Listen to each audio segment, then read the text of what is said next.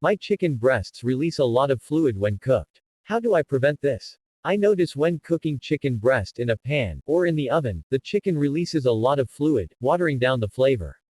This happens with fresh chicken as well as frozen, defrosted chicken.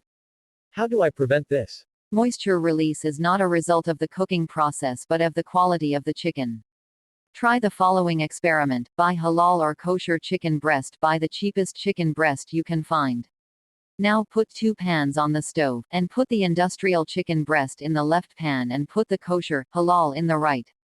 Ensure both pans have the same heat setting, the same amount of fat. I prefer duck fat for frying chicken breast, and watch the amount of moisture coming out of the left one and the fat actually being soaked up by the right one. So the easiest way to avoid this is to buy good quality chicken. It sounds like you're buying a cheaper cut of meat, one that's likely been infused with water to plump and to rapidly chill the meat to a safe temperature after butchery. Look for packages that state air chilled instead.